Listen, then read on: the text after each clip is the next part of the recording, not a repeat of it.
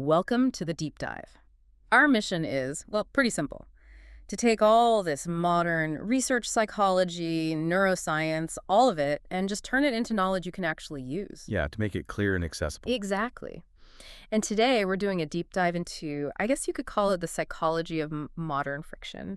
We're looking at the roots of self-doubt, that collective anxiety that seems to be everywhere. And chronic stress, which is a huge piece of the puzzle. But we're also synthesizing some really breakthrough mindset tools that can help you reclaim your own internal capacity. Right. This is about turning that feeling of sustained uncertainty into, well, into grounded personal agency. And a big part of that is a concept we're going to unpack called the let them framework. It's such a vital topic right now because, I think most of us feel like we're just running on fumes. We're caught in this high alert state All the time. all the time. And the sheer volume of information, plus, the instability of the last few years, it's really altered our baseline of what feels calm.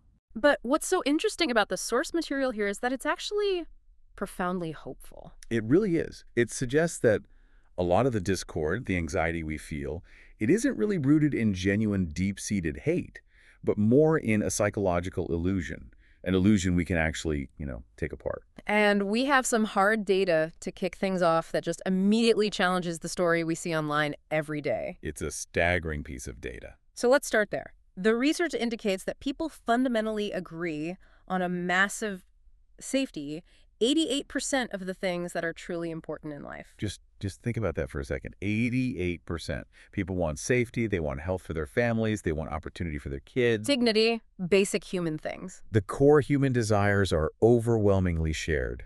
So if 88% of us are on the same page, why does it feel like we're at 100% disagreement all the time? Why is the volume so high? That's the paradox, isn't it? The disagreement isn't really about the goals. It's almost entirely focused on policy or the how. How do we get to those shared outcomes? And that gap gets amplified. It gets amplified because most of us, the majority, are engaging in what the research calls collective self-silencing. Okay, let's unpack that. Self-silencing, it's such a driver of anxiety. Why do we do it? Why do perfectly rational people just stay quiet? Well, because the fear of social rejection is this visceral, ancient fear. Neurobiologically, your brain is wired for connection above almost everything else. It's a survival mechanism. Totally. So when you feel rejected or attacked by your own group, your own community, it literally registers in the brain as physical pain. Wow. So in a really aggressive, charged environment, like social media or even just a tense family dinner, the majority of people choose self-preservation. They stay silent to avoid that pain of being cast out. And that brings us to the data on who is speaking. It's incredible. The sources show that only about 5% of the most extreme voices on either side are dominating nearly 90% of the social conversation. Exactly. It's this tiny, very loud group creating a massive distortion field. While the rest of us are in the quiet middle. Right. But that silence leads to what's called the collective illusion. And the illusion is simple. When you don't speak up, that silence is incorrectly read by everyone else as agreement with the loudest voices. So you feel like you have to go along to get along. And that forces you to be inauthentic, which day in and day out creates this enormous internal stress. That constant filtering, wearing a mask, it's just exhausting. But this illusion, it is breakable. And the sources point to this phenomenal historical example. The Velvet Revelation. In Czechoslovakia, late 1980s. It really is one of history's most hopeful examples of nonviolent transformation. You have this deeply entrenched, repressive communist regime. And the whole thing comes down. The entire government was overthrown without a single bullet being fired. Not one person died. How'd that even start? It was something so subtle. It began with an artist, Václav Havel. He wrote a play. It wasn't some big political manifesto or a call to arms. It was just a subtle piece of absurdist theater that just mocked how ridiculous the regime was. And when people saw that absurdity reflected back at them, and they heard other people in the dark laughing with them, it was this incredibly powerful shared moment of recognition. it gave them permission. That's the perfect way to put it. It gave the majority, who all privately knew the emperor had no clothes, permission to be authentic again, to realize, oh, I'm not alone in thinking this. And once that fear of being the only one was gone, The regime just crumbled. It shows that these huge shifts can start with these small, shared acts of honesty. So we're moving from that societal pressure, this collective stress, down to the individual, to our own bodies. The material makes it really clear we've been operating under the sustained threat level since the pandemic that Well, it never really went away. This is such a critical point about chronic stress. We're Yeah. not talking about acute stress, the emergency that happens and then it's over. Right. This is a sustained low-level anxiety. Dr. Aditi Nurikarv at Harvard estimates that 83% of adults in America are currently in a state of chronic stress, and they don't even consciously realize it. 83%. That is a massive number. The analogy I love is the car at a stoplight with the engine just revving and revving. You're burning fuel, but you're not going anywhere. And that constant revving has huge cognitive consequences. Chronic stress engages the amygdala. That's our ancient, non-rational fear and emotion center. The panic button. The panic button, exactly. And when the amygdala is constantly flooded with cortisol, it hijacks the whole system. It actually prevents the full functioning of the prefrontal cortex. Which is our rational brain, the part that does long-term planning, empathy. Emotional regulation, all the stuff we need to be functional humans. So if you're noticing people are more irrational, have shorter tempers, seem more anxious, or are ruder. Or even see it in yourself. Or in yourself, yes. Yeah. This is a huge medical reason why. Our brains are literally operating from the emergency center, not the command center. Which just creates this feedback loop of more anxiety. A self-reinforcing cycle.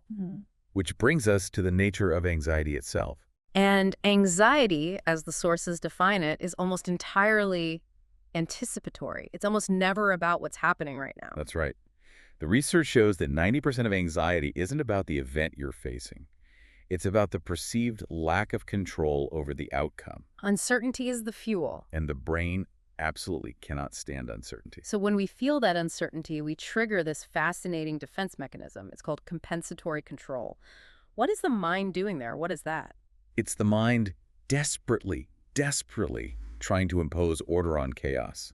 When reality feels shaky, we compensate by creating these really rigid narratives or seeing meaning in just random noise. We're looking for mastery where there is none. Exactly. There was a study where they had people imagine they'd receive an uncertain medical diagnosis, and afterwards those same people were much more likely to report seeing patterns, faces, symbols in what was literally just meaningless TV static. They were projecting a story onto randomness. Because it's easier for the brain to believe in, say, a complex conspiracy theory, that a global event was the plan of some malign scientist, because a plan is manageable. You can fight a villain. Right. A plan feels less scary than pure chaos. It's terrifying to accept that a lot of the world is just random. The random transmutation of some microscopic thing is much scarier than an evil plan. That narrative gives you this illusion of control, and the modern world with 247 news just amplifies that illusion of mastery. It's a huge paradox. We have perfect acute predictability. We know the weather tomorrow down to the hour. But we have total long-term chaos, no control over global instability or huge macro events. And that tension between those two scales, that's what keeps that anxiety engine revving. It makes it so hard to know what to have agency over and what you just have to let go of. So if anxiety is really about this separation from a feeling of control, how do we start to rebuild our sense of personal capacity? Let's start with reframing anxiety. The sources offer this really powerful perspective from Dr. Russell Kennedy. All chronic anxiety is essentially separation anxiety. It's such a simple and profound insight.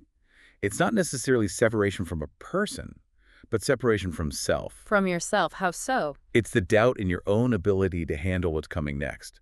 That alarm is going off because you're panicking and separating from the present. You're obsessing over the future. What if this happens? What if I fail? What if I can't cope? So the solution isn't to fight the world's uncertainty. It's to double down on your own internal capacity, to define safety inside yourself no matter what's happening outside.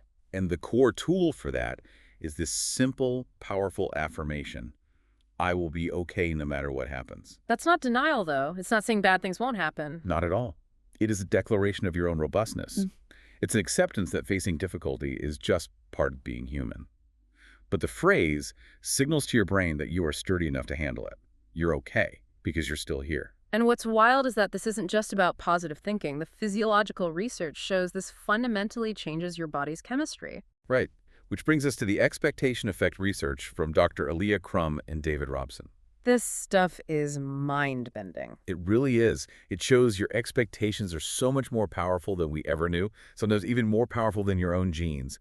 Your belief literally sets the operating mode for your mind and your body. The gluten study is the perfect example. They took people who were convinced they had celiac disease, gave them food, and told them it contained gluten. when it was a total placebo. And these people exhibited full, measurable physiological symptoms. Their inflammation markers went up, they had digestive distress, some even broke out in hives. Their belief that they'd eaten a poison triggered a real stress response. The expectation was the toxin. And then there's the athletic study, which shows the same thing. They were studying a gene mutation for CO2 efficiency, which helps with performance. Right. So they took a bunch of athletes, split them into two groups, and they told Group A, you have the superior gene, and they told Group B, you don't. But it was totally random. It had nothing to do with their actual DNA. And Group A, the ones who thought they had the better gene, consistently and measurably outperformed the other group. Their belief changed their physical output.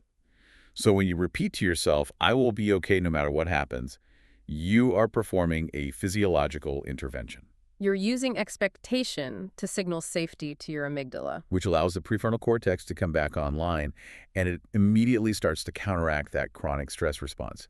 You're changing the settings in your mind from catastrophe to resilience. Okay, so let's apply this. How do we use these tools for personal change, for our relationships? We often get stuck in something called the region beta paradox. Ah, yes. This paradox basically explains why people stay miserable for so long. A really, really bad situation can actually be better than a just kind of bad situation. Because the really bad one forces you to act. Exactly. You'll drive 20 miles to see a friend, but you might procrastinate on walking 2 blocks because the distance isn't painful enough to create that motivation. So the danger zone is that zone of comfortable complacency, the velvet prison. Right. Where things are just bad enough to make you unhappy, but not quite bad enough to force you to make a scary big change. And the sources are clear on this. Change has to start with brutal self-honesty, not with waiting for motivation. Motivation is complete garbage, frankly. Yeah. It's an output, not an input. You don't wait for motivation to act. You act, and the small wins create the momentum, and that creates motivation. So to build that momentum, we have to become our own encourager, not our own critic. 100%. Self-castigation is a huge roadblock. You have to shift from this idea of tough love to being your own biggest supporter. So celebrating the small wins. Celebrating everything. Notice what you are doing well. I answered 73 emails today. I apologized quickly. I managed my energy in that meeting. You build capacity by tripling down on what's already working. This idea of ruthless self-agency brings us to the final tool, which is so practical for relationships, the let them let me framework. So when you cue let them, you are drawing a boundary. You're recognizing that the outside world, other people's opinions, their moods, their stress, is getting inside your head and controlling your state. It's a cue to stop letting things you can't control have power over you. It's immensely powerful, especially with, difficult family members or people locked into destructive patterns like conspiracy theories. You have to accept that people only change when they are ready to change for themselves. Your wishing or hoping won't do it. It won't. You let them be who they are. You love the person, not the fantasy of who they could be. And then you pivot immediately To let me. And this is the self-responsibility part. You remind yourself of the only 3 things you actually control: your thoughts and your mindset, your actions, and how you manage your emotions. letting them rise and fall and then responding intentionally. Exactly, instead of reacting impulsively. This seems so critical in dating and long-term relationships. That mistake we make of falling in love with potential. We're always hoping to change our partner into the person we want them to be. But you have to love the person who is right there, right now. And the science on this is just so clear. It is. Research from the Gottman Institute shows that 69% of the things couples argue about are perpetual problems. 69%. They will never change. They aren't solvable. The only choice you have is to learn to manage them with compassion and humor, or you have to leave. So the really hard question for anyone listening is, if this person never ever changes, can I love them exactly as they are without resentment? And if the answer is yes, and if they feel like home base, the person you can just sit in silence with, the one you use the least amount of filter with, then you have the foundation. So the anxiety we're all feeling, it's not a weakness. Not at all. It's an understandable response to this environment of chronic stress and the illusion of control. But as we've seen, true resilience, real capacity, it's not found in trying to fix the outside world. It's found by focusing on the tools you control, defining your own safety, and mastering your response. And as a final thought for you to take away from all this, let's reflect on the divorce paradox insight.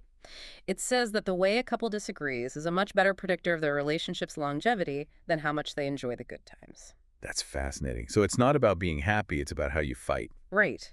Which means actively looking at your conflict resolution style is far more valuable than just chasing moments of happiness.